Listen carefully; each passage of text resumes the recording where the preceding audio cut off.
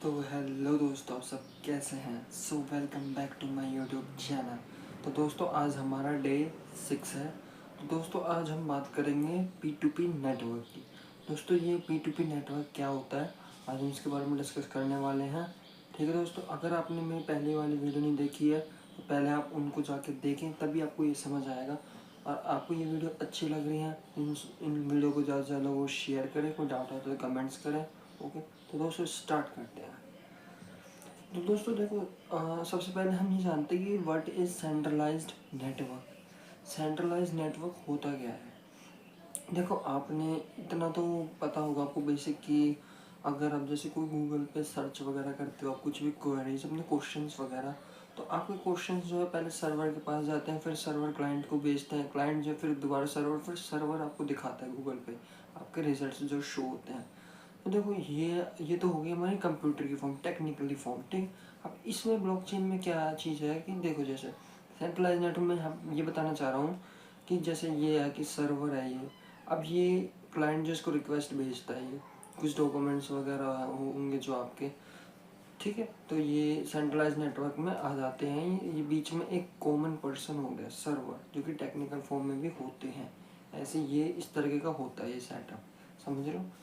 जैसे कि ये अब जैसे मान लो क्लाइंट ने उसको भेजा, अब ये डॉक्यूमेंट सर्वर जो है चेक वगैरह करके जो भी होगा ये क्लाइंट को रेस्पॉन्ड कर देगा, वापस दे देगा, समझ रहे हो, जो भी है। ठीक है, अब जैसे कि मान लो अब P2P नेटवर्क क्या होता है। इसमें क्या होता है, देखो इजीली मान लो कोई हैकर आ गया तो डायरेक्ट अगर सर्वर को ही हैक कर लेगा तो फिर डाटा बचेगा ही कहाँ, समझ रहे हो। ये फिर बहुत बड़ी प्रॉब्लम आ जाती है, फिर इसमें पूरा डाटा ही ख़त्म हो जाता है। सपोज़ करो आपके घर के कागजात या कोई आपके इंपॉर्टेंट डॉक्यूमेंट्स एक सर्वर में जाके रखे हैं।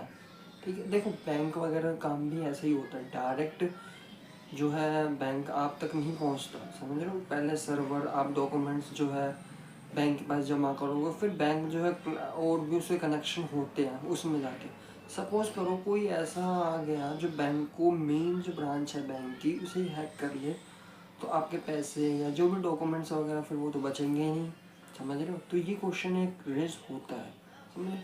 लेकिन ब्लॉकचेन में ऐसा नहीं होता, समझ रहे हो। देखो अब ब्लॉकचेन में क्या होता है, ब्लॉकचेन में ये है, इसमें पहली बात तो कोई सर्वर होता ही नहीं, कोई इसमें मेन हेड होता ही नहीं, सब नॉर्मल है। जैसे ये है PABCFE, ये कंप्यूटर की, इसमें कोई बीच में मेन सर्वर है ही नहीं। इसे मत समझ लेना कि ये बीच में है तो ये मेन सर्वर नहीं, यहाँ पे एक कंप्यूटरों से एक दूसरे से कनेक्ट होता है। अगर कोई हैकर अगर आता है तो भाई ए ही कंप्यूटर को तो हैक करेगा, बी को तो नहीं कर सकता ना। और हैकर के लिए ये इम्पॉसिबल टास्क भी हो जाता है कि वो सारे कंप्यूटर को एक साथ एक टाइम पे हैक कर सके। वो सिर्फ एक ही कंप्यूटर को हैक करेगा, एक ही सिस्टम को, बाकियों के पास वो डाटा रहेगा। अगर जैसे सपोज करो ए कंप्यूटर को हैक कर लेता है तो जो बी है, सी है, एफ है, वो उससे वापस मंगवा लेगा, तो सेम पुराना डाटा मिल जाएगा। तो हैकर का भी कोई यहाँ पे कोई वो फ़ायदा भी नहीं है हैक करने का, लेकिन आप मत सोचना ऐसा हैक करने का, ठीक है। अब देखो डिस्ट्रीब्यूटेड P2P नेटवर्क में जैसे सपोज करो, इसमें थोड़ा और डीपली चला जाता हूँ। आपने जैसे कोई डॉक्यूमेंट सबमिट करे ए को, ठीक है, एक कंप्यूटर को आपने आके कोई डॉक्यूमेंट सबमिट करे, उसके बाद डॉक्यूमेंट सबमिट हुए, फिर सेम जो इसने इन्हें रिकॉर्ड कर दिया आपके डॉक्यूमेंट्स, ठीक है, रख लीजिए, या कोई ट्रांजेक्शन वगैरह होगी वो उसने रिकॉर्ड कर ली।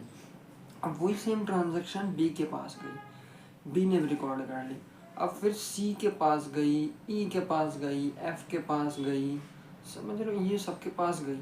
अगर हैकर यहाँ से आपके डॉक्यूमेंट्स चुरा लेता है तो यहाँ पे तो बहना है, बी के पास भी है, सी के पास भी है, एफ के पास भी, ई के पास भी है, समझ रहे हो। तो ये वापस इनसे मंगवा सकता है ये डॉक्यूमेंट्स आपके।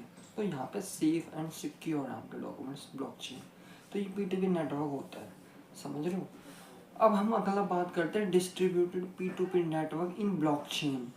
इसमें हम डिस्ट्रीब्यूटेड P2P नेटवर्क में ब्लॉकचेन का क्या मतलब है। देखो आपने P2P मतलब तो समझ लिया कि ये ऐसे कनेक्ट करते हैं, आपके डॉक्यूमेंट्स को ये हैक नहीं कर सकता। एक डॉक्यूमेंट्स को अगर हैक कर लेते हो तो बाकी सिस्टम में को नहीं कर सकता वो हैक, और जो सिस्टम हैक हुआ है वो और सिस्टम से सेम डॉक्यूमेंट्स जो वो मंगवा सकता है। लेकिन इसमें ब्लॉकचेन का क्या मतलब है।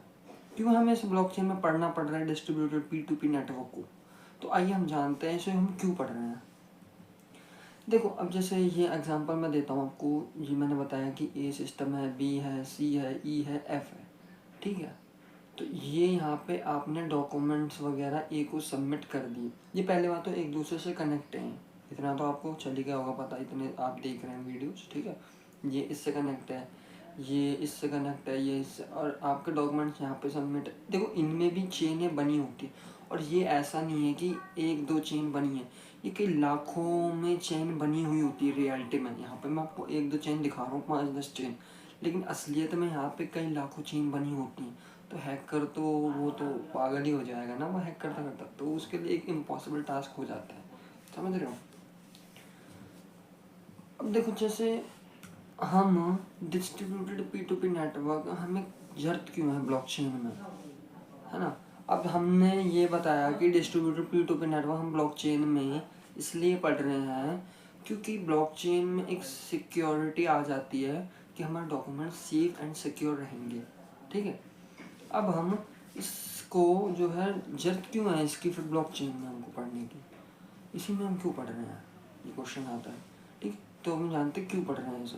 देखो मैंने पहली वाली वीडियो आपने जाके नहीं देखी तो उसे देखना, इम्यूटेबल के नाम से है वो, ठीक है। तो मैं आई बटन पर लिंक डाल दूंगा, उसे जाके देखना। तो मैंने वहाँ पे भी ये बता रखा है, तभी आपको समझ आएगा। मैं थोड़ा बता देता हूँ यहाँ पे। सपोज करो कोई हैकर है, अगर सी सिस्टम को हैक कर लेता है तो वो बाकी सिस्टम जो उसमें चेन बनी हुई पड़ी है वो भी करप्ट हो जाएंगे, समझ रहे हो। अब जैसे मान लो कि कोई हैकर ने यहाँ से आके सिस्टम को हैक कर लिया, ठीक। अब हैक कर लिया उसने, तो ये सिस्टम वगैरह भी हैक हो सकते हैं, बाकी भी होंगे इसमें, ठीक है। तो इसमें हम कॉन्सेप्ट ऑफ इम्यूटेबिलिटी हमने पिछली वाली वीडियो में बताया, तो आप उसे डिटेल में जाके देखेंगे तब आपको समझ आएगा कि मैं क्या बताना चाह रहा हूँ, ठीक है। अब इसको थोड़ा हम बता देते हैं कि सपोज करो एक हैकर आता है, वो सिस्टम ए में इस वाले सिस्टम को जो है हैक कर लेता है, ठीक है। अब जैसे कि हमने इस डायग्राम में देखा, पीछे के करप्ट भी हो जाते हैं सिस्टम उसके साथ जो जुड़े रहते हैं, मतलब बीच में चेन जो है वो टूट जाती है, समझे।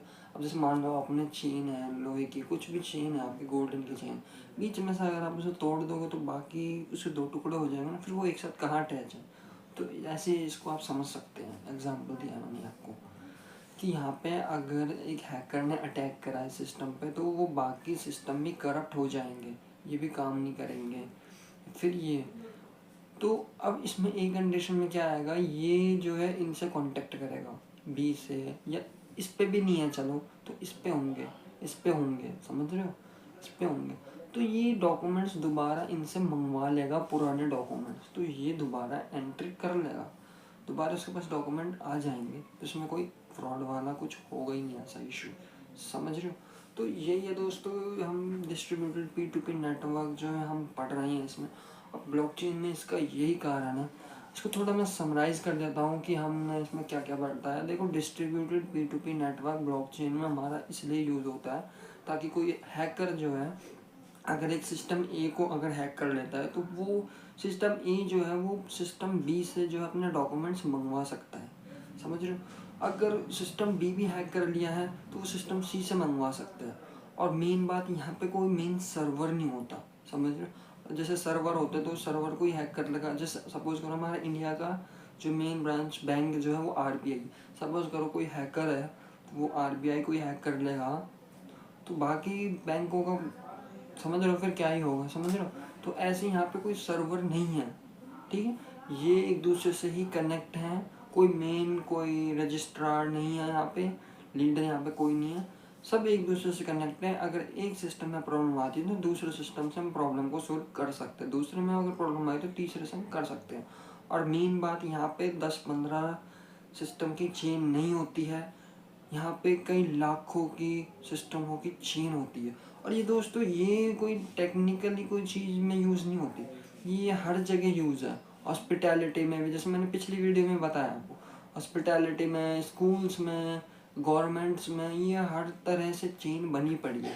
इसलिए दोस्तों ये अभी के टाइम पे जो ब्लॉकचेन समझना हमारे लिए बहुत ज़रूरी हो चुका है, ठीक है। तो दोस्तों आज के लिए इतना ही। अगर ये वीडियो आपको अच्छी लगी हो तो इस वीडियो को शेयर करें, सब्सक्राइब करें चैनल को, और कुछ डाउट आता है तो कमेंट करें। थैंक यू, आज के लिए इतना ही।